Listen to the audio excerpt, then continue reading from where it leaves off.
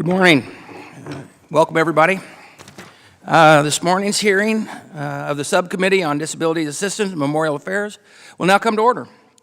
Last month, the full committee held a hearing on treatment options for veterans who have post-traumatic stress syndrome.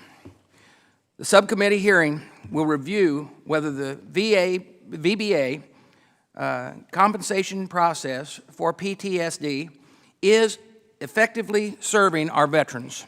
Today, there are 940,000 veterans receiving disability compensation for PTSD.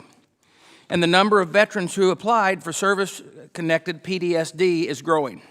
In fiscal year 2006, VA received about 100,000 PTSD claims.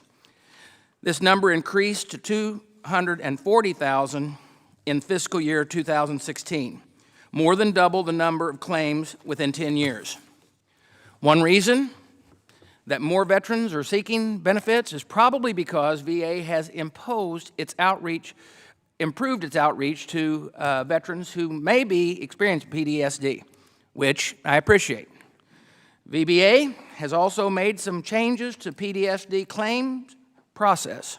For example, in 2010, VA updated its regulations to make it easier for veterans who develop PTSD as a result of military sexual trauma or from a fear of hostile military or terrorism activities to prove that they had a traumatic event or stressor during their service. This change has helped many veterans receive the compensation that they are entitled to by law. But at the same time, we want to ensure that only veterans who are disabled as a result of their service are receiving compensation payments for PTSD. Unfortunately, from what I've read in today's written testimony, it looks like the VA still has to work on better quality control. For example, both our VSO witnesses have raised concerns about VA's use of the Evaluation Builder tool. I understand the purpose of the tool is to improve consistency, but each veteran is an individual, and particularly with PTSD, claims a one-size-fits-all approach will not work. Raters should have the flexibility to deviate from the tool if it is warranted without having to worry about an error being called on an error. I'm also concerned about some allegations and that examiners are not sufficiently trained or may not be spending enough time with each patient to do a proper assessment. The hearing may also turn into another issue that came up during last month's full committee hearing on PTSD. That was some veterans are not seeking the health care need because they are worried that if they get better, they will lose their benefits. Moreover, the average evaluation assigned to the veteran and service-connected PTSD in the last 10 years has increased from 37.4% to 51.4%.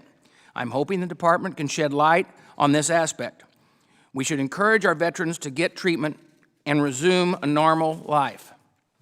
It troubles me that our current compensation benefits program may discourage veterans from seeking treatment. I'm looking forward to hearing from the department and the VSO's witnesses on these and other issues so that we can all be sure that veterans who have developed PTSD based on their service received the compensation they have earned. Again, I want to thank everyone for being here today. I now call on Ranking Member Ms. Esty for her opening statement. Thank you, Mr. Chairman, and thank you for holding this important hearing today. As you know, that this is a subject of particular interest to me.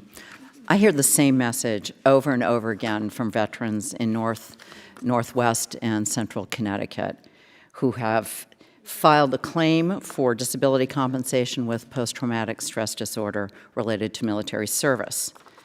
Now, before we get going too far, I want to take time to recognize that some of the improvements over the past 7 years and recognize the importance of those and the people who have contributed to these efforts.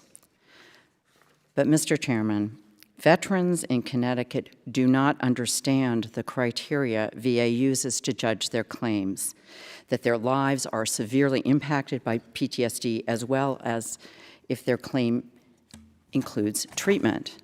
They do not believe that their rating or treatment can be determined largely based on a 15-minute interview with a doctor. They don't see that VA has a fair timeline for what will happen once they submit a claim for PTSD. And they struggle constantly on how to reconcile their courageous efforts to recover and live productive lives with the necessity of proving that they have a mental illness in order to be downgraded, in order to not be downgraded for appearing too healthy, too normal. I know that this is a difficult task for the VA, and I see and respect the efforts to get on top of this. With the national work queue fully functional now, and without the requirement that DoD provide a documented combat-related stressor, I think we see progress. And these are important elements of progress, and I want to acknowledge those and support those. But today, I want, and I believe the chairman and I'm sure our fellow colleagues want to get some answers for the questions that veterans have raised with me since I was first elected in 2012. I want to thank the witnesses for being here today, and I want to pay tribute to the veterans across the country who are struggling with the effects of post-traumatic stress disorder. PTSD is a normal human reaction of a normal person to abnormal circumstances. For those whose PTSD is the result of military service, we owe you fair compensation in a reasonable amount of time. We owe you a chance to understand the VA process that requires including an explanation in lay terms when a decision is made. And most importantly, we owe you an opportunity to consider your descriptions of the impact, the struggle that PTSD has on your life as evidence in this process. Thank you, Mr. Chairman, and I yield back. Thank you, Ms. Esty. I ask that all other members waive their opening remarks as per the committee's custom. And I once again welcome the witnesses seated at the table. Again, thank you for being here. Our first witness is Ronald Burke, the Assistant Deputy Undersecretary of the Office of Field Operations for VBA. Mr. Burke is accompanied by Bradley Floor, a Senior Advisor with Compensation Services of VBA. Patricia Murray, the Chief Officer of the Office of Disability and Medical Assistance for VHA, and Dr. Stacy Pollock, the National Director of Program Policies Implementation for the VHA. Also joining us today is Gerardo I'll say it right, Avila. Got it, okay. Who is the Deputy Director of the Medical Evaluation Board, Physical Evaluation Board, Department of Defense Correction Board for the American Legion. Finally, we are also joined by Martin Caraway, who is the Associate Member and National Partner of the National Association of State Directors of Veterans Affairs. Welcome all. I want to remind all the witnesses that your complete written statement will be entered into the hearing record. But Mr. Burke, you are now recognized to present the department's testimony for 5 minutes. Thank you, sir. Chairman Bost, Ranking Member Esty, members of the subcommittee, thank you for the opportunity to discuss how the Department of Veterans Affairs manages veterans' post-traumatic stress disorder disability compensation claims. My testimony will provide an overview of VA's processing of these claims, its training and quality assurance efforts, and the use of disability benefits questionnaires to capture relevant medical evidence used to evaluate PTSD claims. With me today are Mr. Brad Floor, the Senior Advisor for Compensation Service for VBA, Ms. Patricia Murray, Chief Officer, Office of Disability and Medical Assessment for VHA, and Dr. Stacy Pollock, National Director of Program Policy Implementation, VHA. There are currently over 940,000 veterans who are service-connected for PTSD and receive a monthly benefit payment. This population equates to approximately 22% of all veterans receiving disability compensation benefits. This is a 172% increase compared to the end of fiscal year 2008, when approximately 345,000 veterans were service-connected for PTSD. The increase is a result of veterans' increased awareness and understanding of PTSD and several associated changes VA has implemented. In 2010, VA took actions to make it easier for veterans to obtain disability compensation benefits associated with PTSD by placing greater evidentiary weight on lay statements to establish the required in-service stressful event if related to fear of hostile military or terrorist activity. VA previously required documentary evidence from the Department of Defense or other sources to verify an in-service stressful event related to the veteran's PTSD symptoms, unless it was verified that the veteran engaged in combat with the enemy or was a prisoner of war, which is generally sufficient in and of itself to establish occurrence of an in-service stressful event. For the evaluation of PTSD claims where the stressor is not combat-related or there is no initial evidence of combat participation, VBA has provided claims processing personnel with special tools to research veterans' stressor statements. A website has been developed that contains a database of thousands of declassified military unit histories and combat action reports from all periods of military conflict. In many cases, evidence is found in these documents to support the veteran's stressor statement or confirm combat participation. Nationwide training was conducted on this database and other official websites that can aid with stressor corroboration. Thus, VA has illustrated in various ways our commitment to understanding and assisting veterans with PTSD claims. There are currently 16 VBA training courses focused on processing PTSD-specific claims, including military sexual trauma, geared to VA claims processors, including both interactive online training sessions and classroom-based instructor-led courses.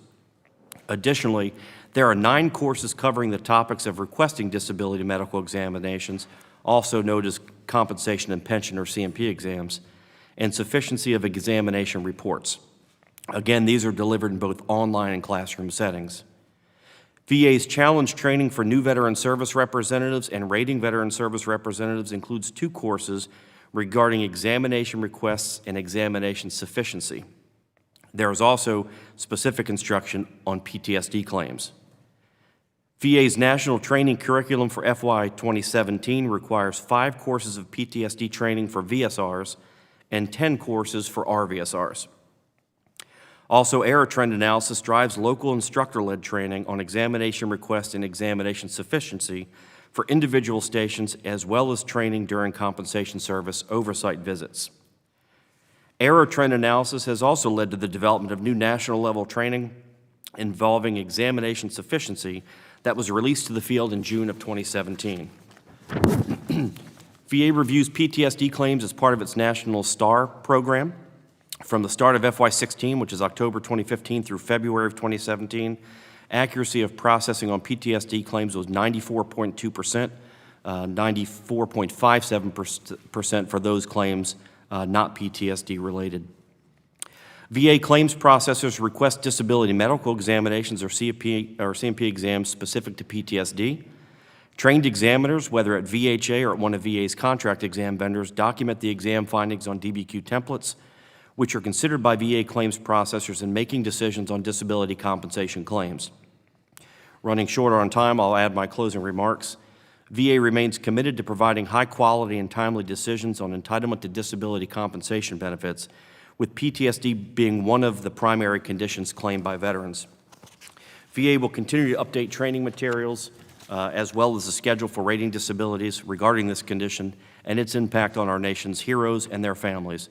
This concludes my testimony, and I'm pleased to address any questions you or other members of the subcommittee may have. Thank you, Mr. Burke. Mr. Avila, you are recognized for 5 minutes to give the testimony for the American Legion. Post-traumatic stress disorder has been labeled as a signature wound of the conflicts in Iraq and Afghanistan. Today, we meet to improve the way VA adjudicates claims for service connection due to PTSD that ensure those suffering from this condition are properly compensated according to their symptoms. Good morning, Chairman Bost, Ranking Member Esty, and distinguished members of the subcommittee. On behalf of Commander Charles Smith and over 2 million members of the American Legion, we thank you and your colleagues for allowing the American Legion to present our views on the processing of PTSD claims. The American Legion would like to acknowledge and thank VA for its July 2010 regulation liberalizing the evidentiary standards for veterans claiming service connection due to PTSD. Due to this change in regulation, thousands of veterans are being properly compensated and have gained access to medical treatment through the Veterans Health Administration. Despite the change in regulation, the American Legion has the following concerns. Development of PTSD claims caused by military sexual trauma. VA reported in May 2015 that 25% of female veterans and 1% of male veterans experienced MST when screened by a VA provider. Despite these percentages, American Legion service officers often submit lay statements from family members corroborating the incident only to have the statement ignored. The lay statements are crucial when there is lack of law enforcement and medical records to corroborate the incident. Failure to utilize these key documents is harmful to veterans. The American Legion has heard complaints from veterans that their compensation and pension examination lasted all of 15 minutes. Additionally, the level of social impairment provided during the examination do not align with the level of severity reported in the disability benefit questionnaire. Conducting a proper C&P examination is critical in determining the service connection and the correct level of disability. It is essential that C&P examiners conduct a thorough review of the record to include lay statements to establish the level of disability within the VA schedule of ratings. Failure to recognize secondary conditions related to PTSD continues.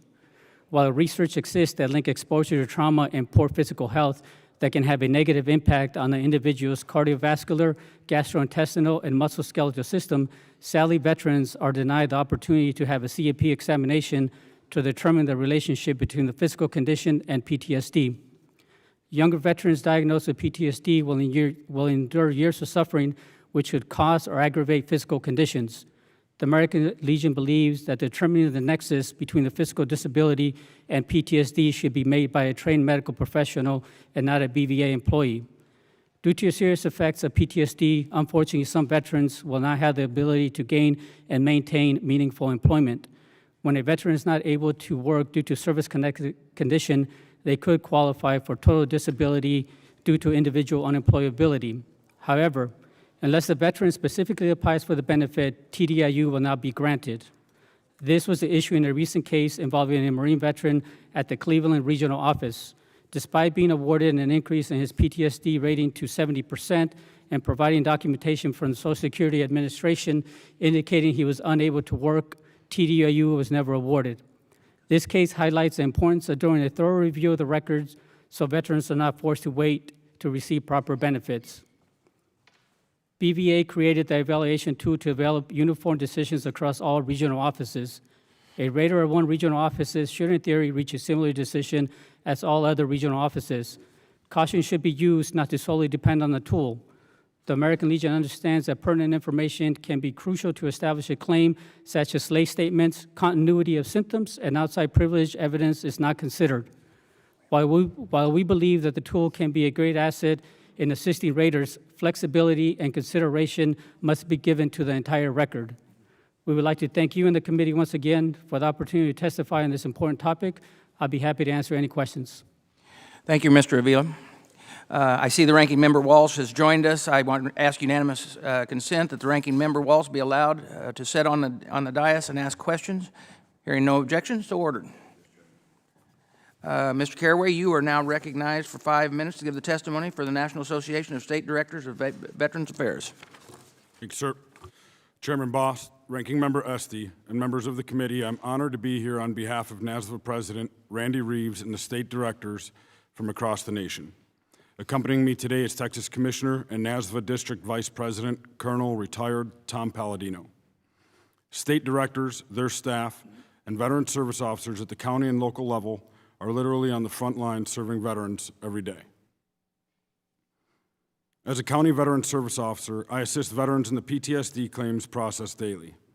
I witness the pain in the veterans' faces and sometimes the tears in their eyes as we discuss the stressors that affect their ability to carry on in daily life.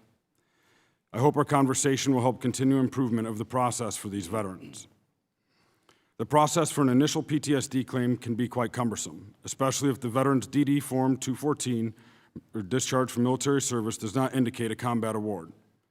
The law allows for VA examiners to determine the diagnosis and whether, in their professional medical opinion, the stressors the veteran presented were in fact congruent with the time, place, and scope of the veteran's military service. When the examiner renders a supporting opinion, VA should rate the case in favor of the veteran.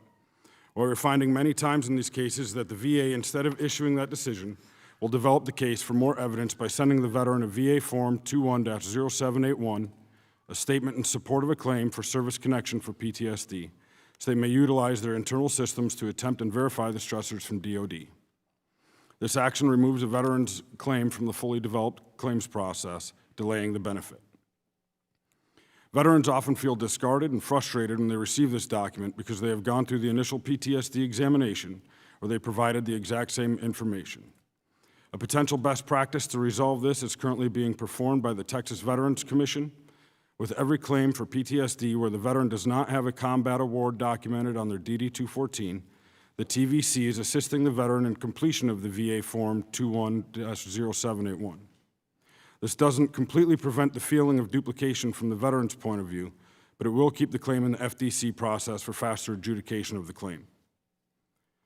The Disability Benefits Questionnaires, DBQs, allow for streamlined examination directly touching pertinent information that will impact the rating of the claim. VA utilizes a DSM-5 DBQ for PTSD claims for increases or reevaluation of the disability. If the veteran wishes to obtain a private examination at their own expense, only the DSM-4 DBQ is made publicly available for use by private physicians and providers. Releasing the DSM-5 DBQ for PTSD so it can be used by private physicians and providers would greatly benefit the veteran claimants in the submission of evidence that could impact the claim to their benefit. Veterans that continuously seek care at the VA for PTSD that are also going through the claims process are more times than not rejected when they ask their provider to assist in completion of a DBQ. Providers routinely cite time and conflict of interest as their reasoning to decline. When considering a diagnosis such as PTSD and quantifying the symptoms to align with the VA rating criteria is, to say the least, a difficult task. Instructing these providers to complete a DBQ would allow for the opinions of a medical professional with intimate knowledge of the impacts of the diagnosis to be weighed in the rating process, and that would greatly enhance the process for the veteran. To answer the bottom line question, is VA handling PTSD claims in the best way possible? I'd argue they're not, only because of the apparent conflicts between 38 CFR and the M21 manual in concession of PTSD stressors. Mr. Chairman and distinguished members of the committee, NASVA and its partners deeply respect and appreciate the important work you are doing to ensure America's veterans receive the service, care, and compensation that they have earned through their sacrifice. Working together with VA and all stakeholders, we can improve this process and define a culture that is committed to providing due process of the law to those men and women that have served, protected, and defended this nation. Our written testimony goes into much more detail than time will allow here, and I do look forward to answering any questions you may have. Thank you, Mr. Caraway, and we are going to go on with questionings, and I'm going to recognize myself first for 5 minutes. Mr. Burke, during, and let me tell you that I was shocked when this actually came up, but during the June 7, 2017 hearing of the full committee, a veteran by the name of Brandon O'Byrne testified that his PTSD improved with treatment. But when he had contacted the VA to ask that his disability rating be reduced, and I've never heard of that before, he was told that VA couldn't reduce his payment at his request. Now, we are dealing with a unique situation, the fact that many disabilities, if a person has a loss of a limb, loss of hearing, loss of eyesight, it will only get worse with time. We hope that with this, that it would get better in time. So my question is, and my staff, we've since learned that the only way for a veteran that can be diagnosed with a disability compensation, the only way they can have it reduced is totally ignore it and say, never mind, I don't want to receive it at all. Can you or Mr. Floor confirm whether the now VA has process to lower the disability rating on veterans' request if they claim that their condition has improved? Yes, sir. Thank you for that question, and also thank you for your interest in this matter. We are as deeply committed and interested in the topic of PTSD as everyone in this room. There are actually several different ways that a veteran can have their evaluation reduced. One is a renouncement of benefits which is basically when a veteran comes in and renounces the entire benefit. They cannot renounce parts of it. They have to renounce the entire benefit. The other is to come in and actually ask for a reevaluation. They can say that their condition has improved. In that instance, we would either look at available medical evidence or schedule an examination to ascertain the current level of disability and then make a disability determination commensurate to what the evidence shows. In many cases, on the initial grant of service connection for PTSD, we set a veteran up for what's called a routine future examination. That is to ascertain where we think there may be a likelihood of improvement. We'll set an examination for 3 years in the future, schedule that veteran for an examination, call him or her in, do another reevaluation, and see if the evidence does show that the disability has improved through treatment or other means. Again, in that instance, sir, we would take a look at the evidence from that new examination and render a new disability determination.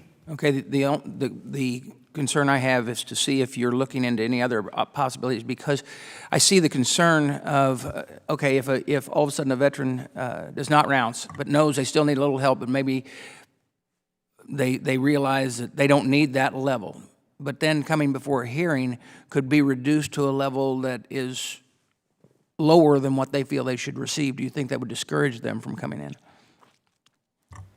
I think we're doing a lot now, sir, to educate veterans and stakeholders, for that matter, on the entire process. The examination is not a gotcha process. It is a vehicle to allow us, in addition to other medical evidence, it is a vehicle that allows us to ascertain the current level of severity. And in some cases, a veteran may think he or she, warrants a disability evaluation lower than what the medical evidence shows. It is not meant to persuade anyone from coming in to get a reevaluation. Okay, thanks. Also, I want to ask you, are you confident that the VSRs and the RVSRs are always identifying PTSD examination results that are not adequate for rating purposes? So VA does place focus and importance on training our individuals to look at the adequacy of examinations.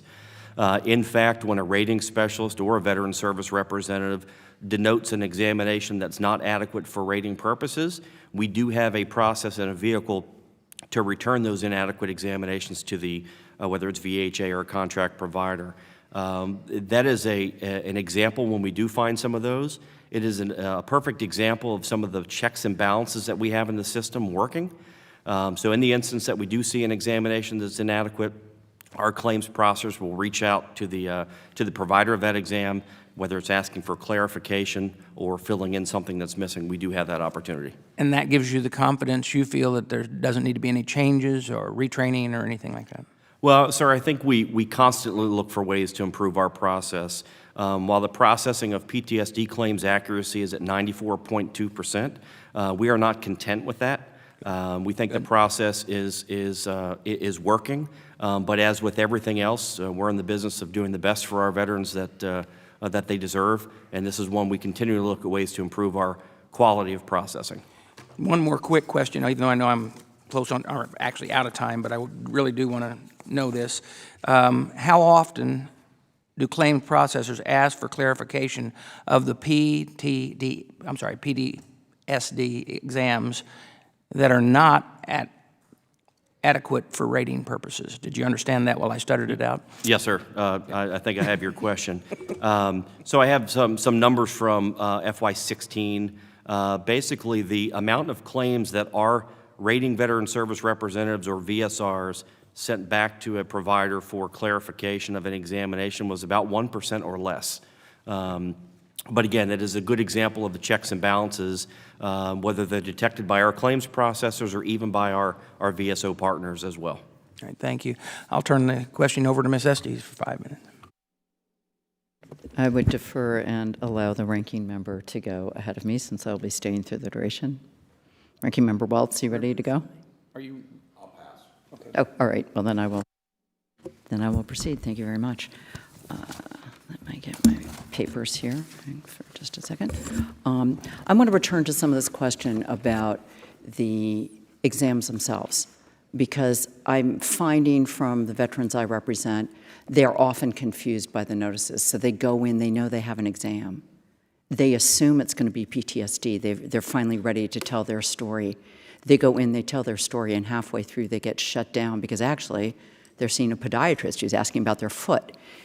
This seems like something we can address because, in fact, if we don't address this, you're going to have an appeal based on that exam, which if we have greater clarity about what is the purpose of this exam so that a veteran knows going in, you are being examined for PTSD or not as part of this particular exam. So I would ask, that's one issue I'd like you all to talk about because I can tell you for sure we're not doing a good enough job because people tell me about their frustration and feeling disrespected when they actually tell their story and they are shut down. So we need to do a better job on explaining what is happening with the exam. So I'd like to at least have you all answer that, if you think we're doing a good job or what can we do better on that front. Thank you for that question, ma'am, and certainly I'll ask my partners at the table to jump in as well. It is an area that we can do better in. In fact, over the past year or so, VA has been asking veterans for their feedback after they've gone through the examination process, and we're gleaning some information from there that lets us know that while in many cases veterans are satisfied with the process, there are areas that need improvement. As part of VA's modernization plan, one of the things that we are gearing up to do with the help of our stakeholders is to refine the way that we collect and analyze that feedback.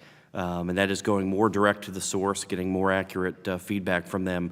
But I think we're doing a good job. I also think there's room for improvement, and I'll ask anybody from the panel to jump in as well. Sure. So again, thank you for that question. We do monitor the satisfaction of our veterans on a biweekly basis.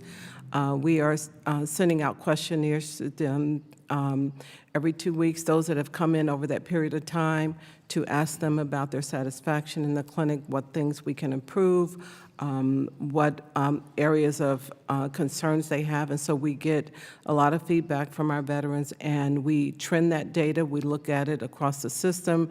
If we see something specific at a facility, we will contact that facility and ask them to look in it. So we follow up very closely on our satisfaction survey data. I would appreciate it if you could show me what some of those notices look like to see if we need to work with our VSOs or if, in fact, we could have greater clarity.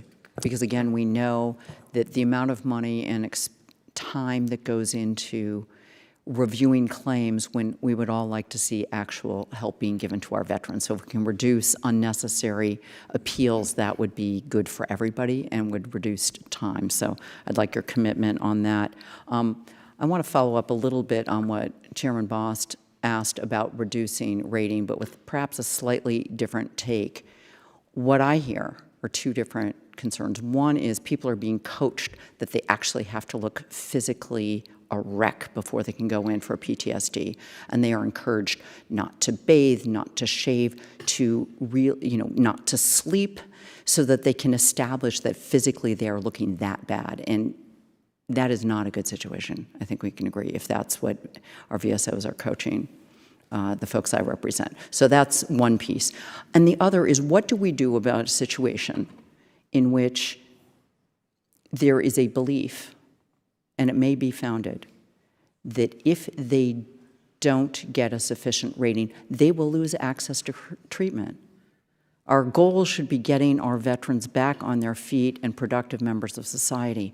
So there is an inherent tension that I think we're somewhat papering over, particularly on PTSD, in terms of if you believe and if you need to get a high rating of disability in order to get treatment, we are setting up a no-win scenario for our veterans.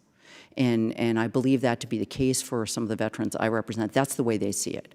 They see it that they will lose access to treatment unless they prove they are not doing well and not getting better. And we've got to address that. And I see you nodding your head a little bit, Mr. Avila. So if you've got thoughts on this from the perspective of the Legion, I'd appreciate your weighing in. Thank you. So you're correct. I know there's been a debate whether the percentage of disability, the veterans are afraid they might lose their benefit if they get better. So that's always been a concern. But even if it goes, as long as they still have the service connection and they have that access to the health care, they should not fear of losing that. Yes, on the monetary side, they can be reduced a couple of dollars, but hopefully the condition still stays as recognized as service-connected, and that will still get them access into the healthcare system so they can continue receiving the treatment.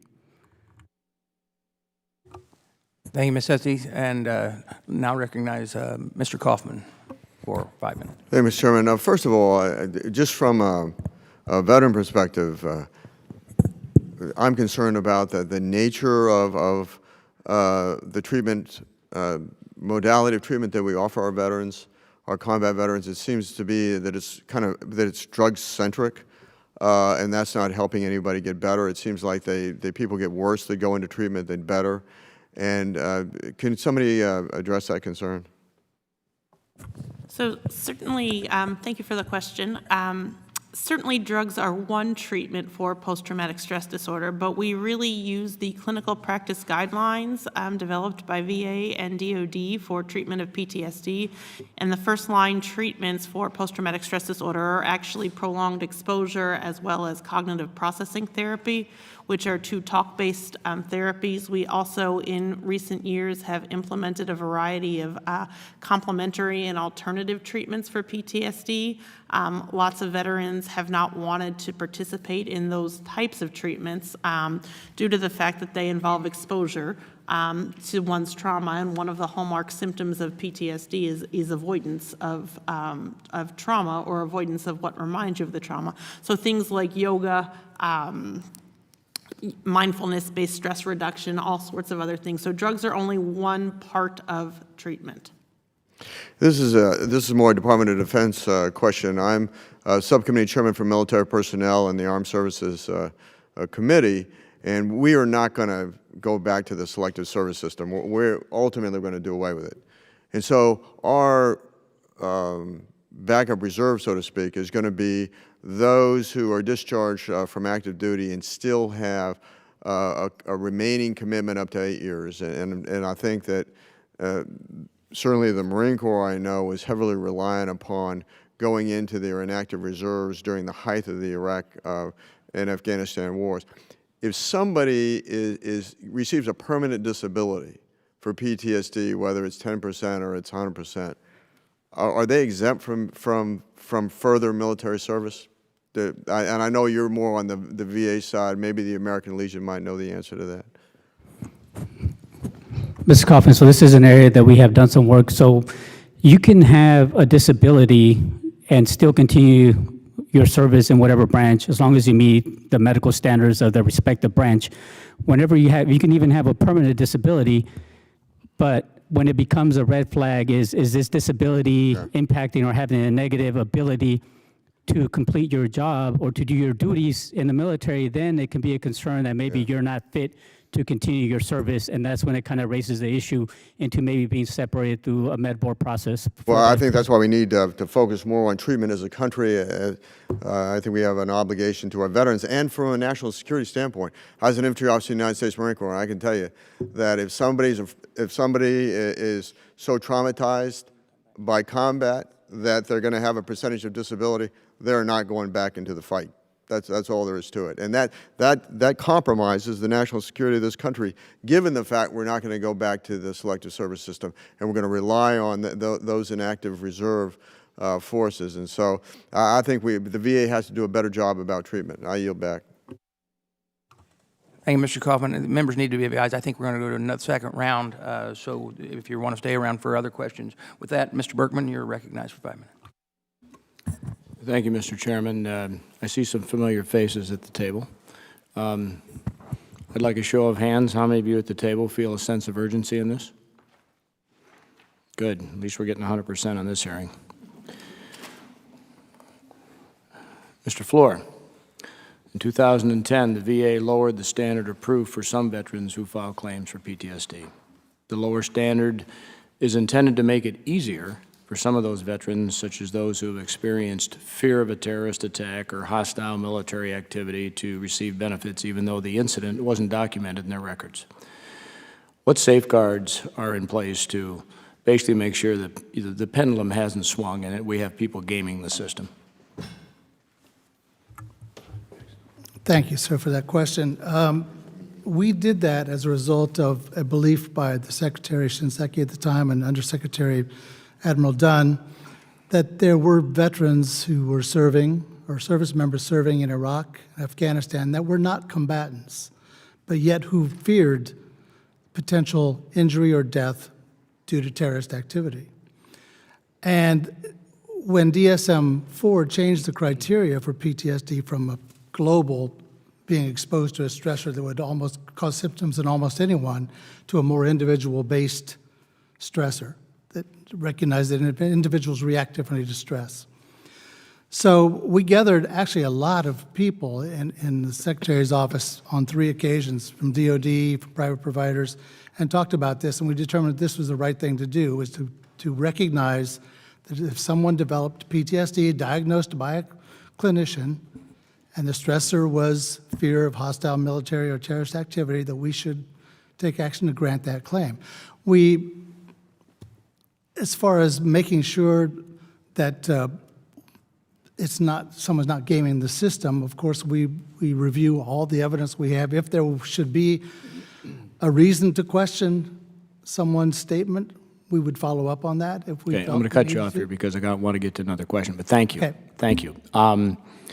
Does the VA maintain data on what you've been accumulating over the suitability, if you will, of people for service, especially either after a traumatic event that has potentially caused PTSD or fear of a traumatic event that has caused it? Doesn't make any difference what the cause is, but does the VA maintain data, not necessarily by individual name, but data that would suggest solutions going forward? As you heard Mr. Kaufman say, we're going away from the selective service system eventually.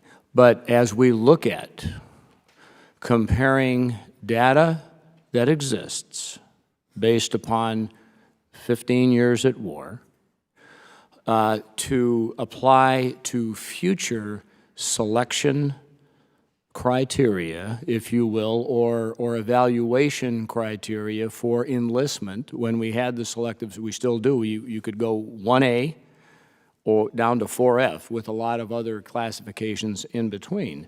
But does the VA have a database that says, here we are, and here's how we might compare this to what we might be looking at on the front end for understanding the young men and women who really have the best chance of being successful in this case, military service?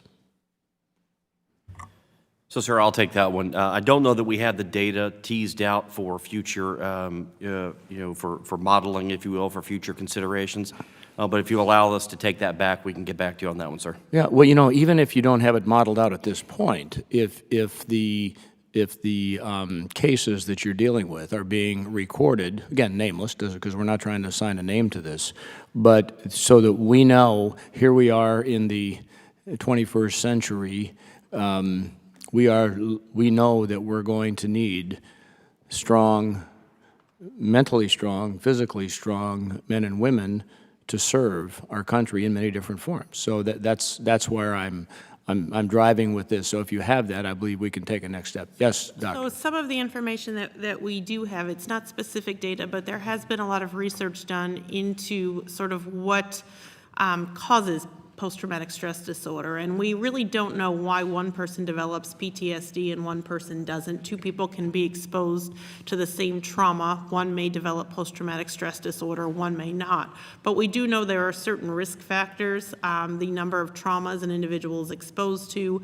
PTSD is more common in women than in men. We know that social support is really important. Someone who does not have that social support as they are going through a traumatic event will be more likely to develop PTSD. So there is research out there looking at those risk factors. Okay, thank you. Thank you, Mr. Chairman. My time has expired, I see.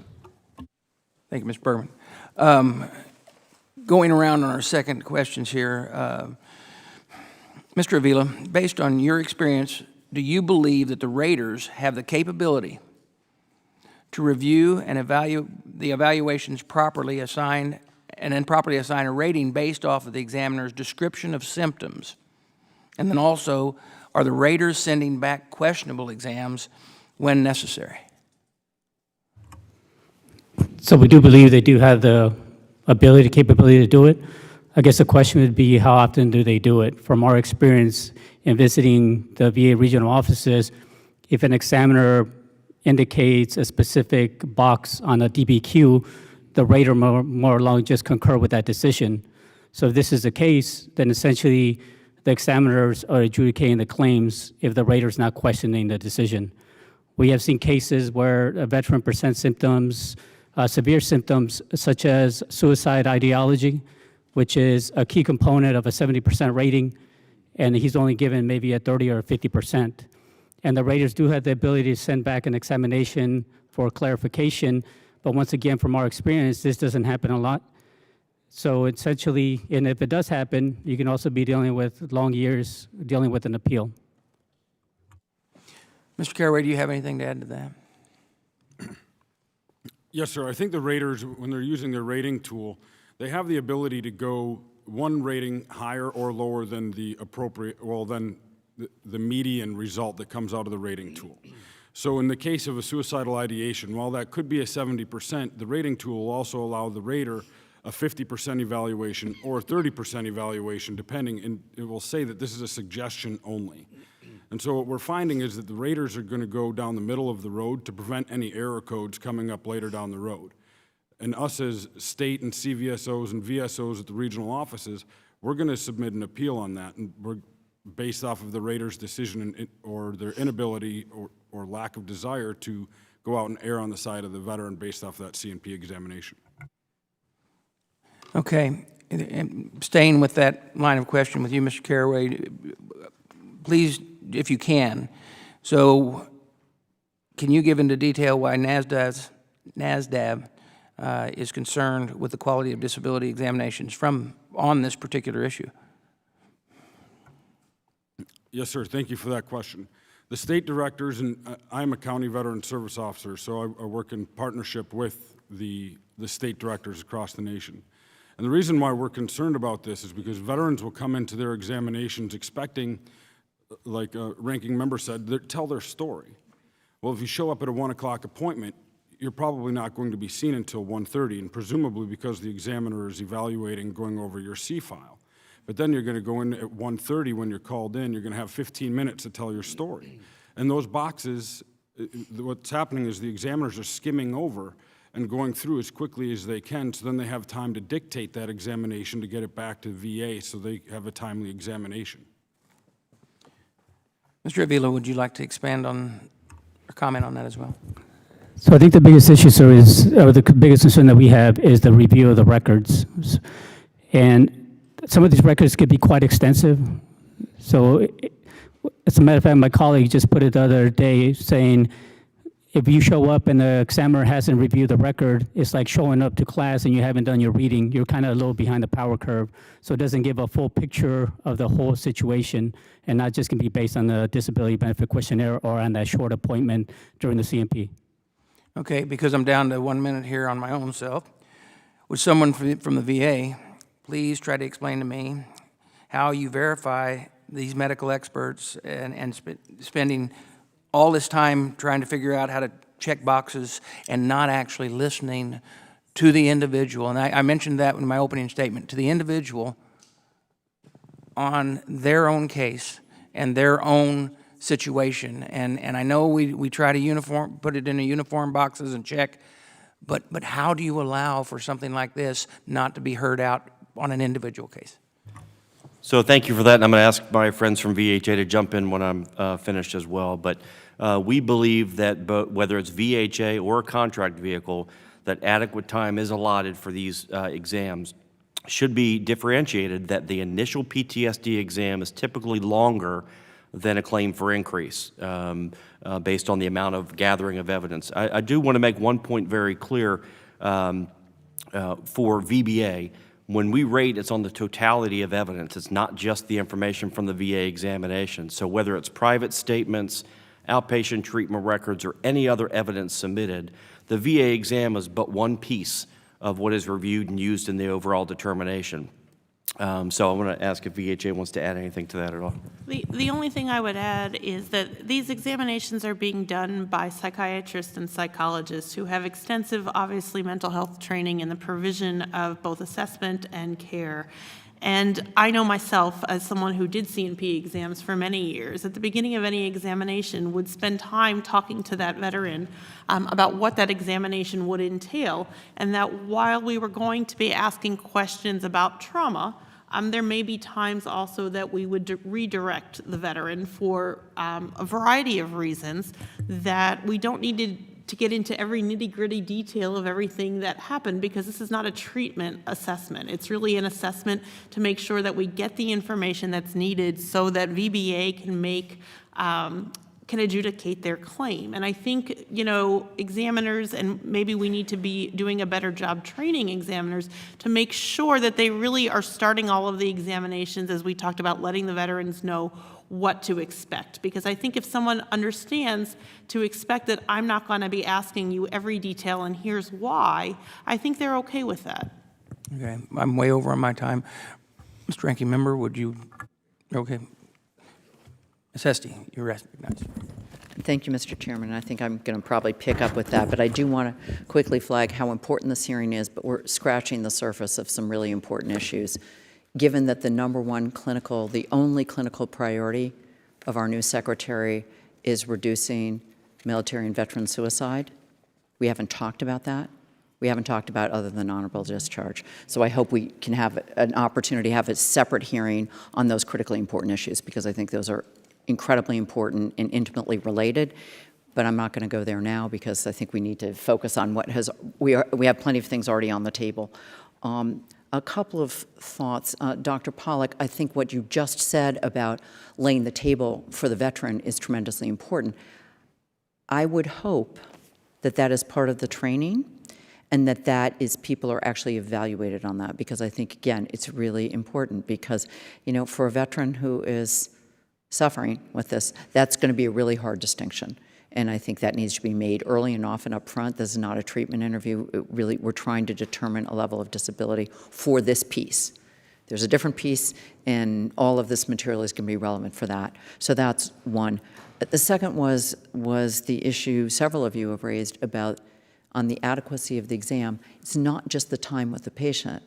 Is there time to do the homework? Is there time to review the file in full?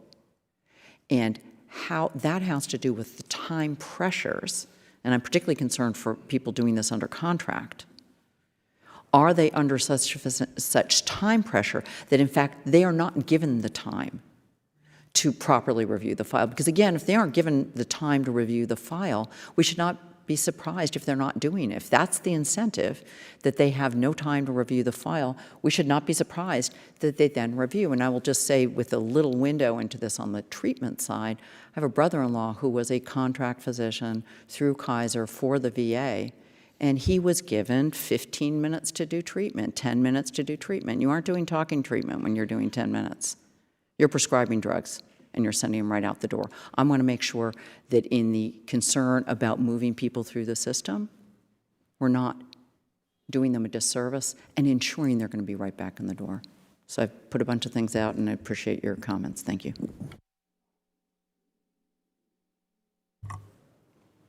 So again, thank you for your concern, ma'am. All valid points, all things that we continue to focus on. To your issue of the Secretary's goal of veteran suicides, reducing won't be good enough for us. It's eliminating. Very, very sensitive topic for all of us in this room, including all of our stakeholders. We continue to take a look at the feedback that we're getting from the veterans that go through these examinations, feedback from our stakeholders, our partners, and as we go to modernize VA, we want to make sure that we're putting our veterans first and making sure that we are taking their feedback as to what they need instead of us determining what we think they need. It's kind of a big push. Our Secretary is determined to make sure that we're putting the needs of the veterans first, and the exam process is huge. The examination process touches the bulk of our pending claims, and so for us to get that right is extremely important, and we're committed to doing that.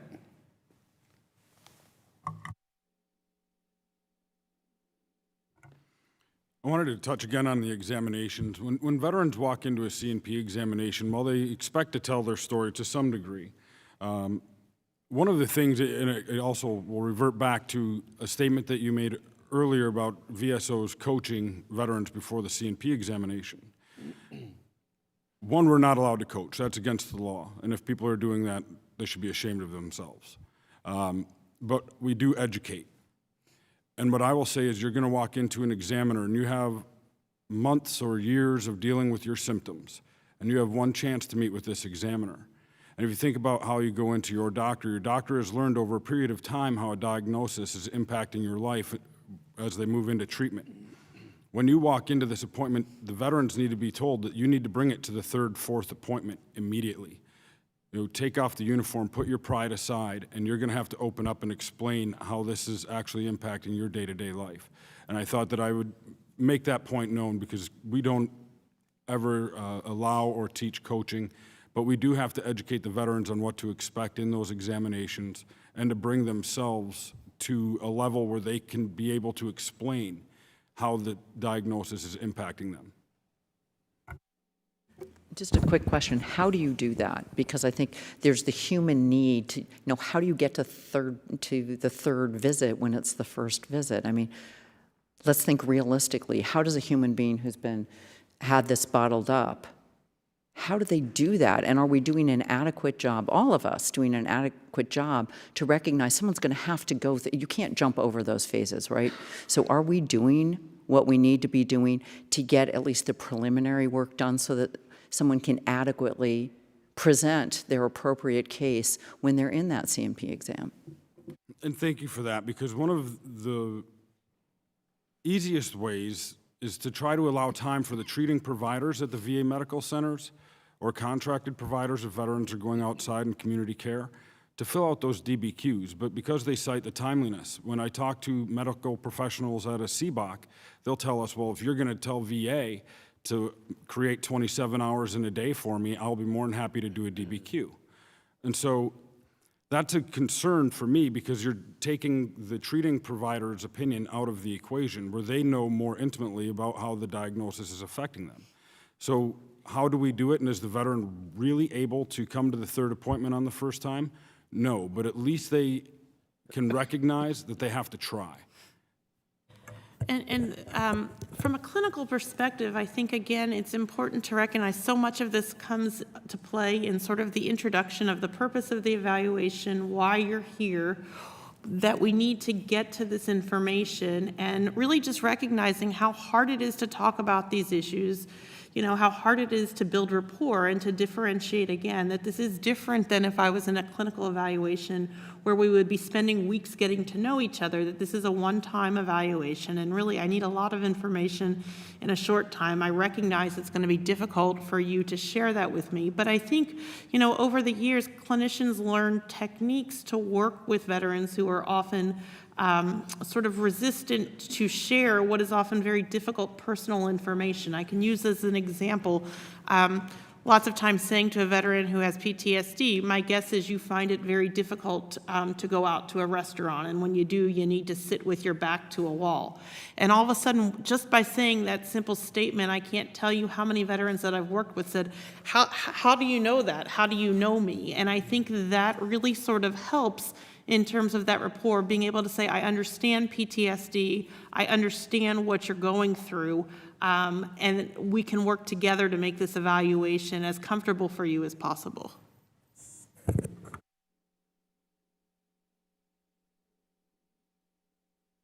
Okay, with that, we've pretty well ran through this, but one thing I do want to do is I want to thank everybody for being here, but I do want to let the ranking member have any closing remarks that she might want to make at this time, and then before we close this out. Well, again, I want to thank you for joining us here today, and let me be very clear. I know everyone is trying to get to the same place. Everybody's heart is in the right place, and people have jobs to do and they have time pressures and a lot of veterans to serve. And I know everyone's well-intentioned. And I think we're just trying to figure out how we can do our job in Congress to provide you the resources, but also the incentives and the clarity. So, for example, I want to follow up with you, Mr. Caraway. You noted that there's some inconsistency out there with forms being present or not present. That creates confusion. We want to do everything we can to make this simple. Dr. Pollack, you clearly are an experienced, caring professional, but we have people doing contract work. We have people who are fresh to this. I worry about how someone new to this is going to be able to appropriately evaluate, put a veteran at ease in their CMP exam. And I worry a lot about that. And we've seen a tremendous number of increase because we're doing outreach, but we also know from the tail that it tends to peak about 6 years after exposure, which is no surprise why we're seeing those numbers going up now. So it does make me worry about adequate preparation for the people doing the exams, where if you're not experienced, you may not be doing right by the veterans in front of you, and they don't deserve to be the training wheels for a new examiner. And so again, thoughts on what we can better do with that, because again, I want to say, I know people are trying hard, but each and every veteran, for them, the only exam, the only treatment that matters is what they get, and that is as it should be. And we want to make sure that that experience is a good one, an accurate one, and we're providing the care that our veterans need and the accuracy that the public demands. So again, I want to thank you for your service and your ongoing commitment, and thank again the chairman for his holding this important hearing. Thank you very much, and I yield back. And I want to thank the ranking member for what she said earlier, which is we were just scratching the surface here. And early on in this process, I said that as with any other disability, you can truly identify it. That doesn't mean it isn't difficult, and each person that deals with that doesn't have a difficult job. But when we're dealing with a human mind that has been damaged by some really, really bad experiences, to be able to analyze that and do it in a way, that's why it makes it so difficult. But we've got to do the best job we can. I believe everybody in this room wants to do that. Whether it's the VSOs or the agency. I believe that our veterans we're trying. But each one of us as members know this. When we're back in our district, we hear from them on a regular basis. Concerns from both sides. Hey, I feel like somebody's trying to push me to say I've got it. And hey, I've got this issue and doggone it, they're not listening. And so somewhere in there is that balance that we can truly take those individuals and, you know, they truly are our heroes. They've served us. They've stepped out into the fire for us. And so we're going to keep working on this, but I do want to thank all the witnesses again for being here today. And as I said at the very beginning of the hearing, the complete written statement of today's witnesses will be entered into the hearing record. I ask unanimous consent that any written statement provided for the record will be placed into the hearing record. I also ask unanimous consent that all members have 5 legislative days to revise and extend their remarks and include extenuous material. Hearing no objections, so ordered. With that, this hearing is now adjourned.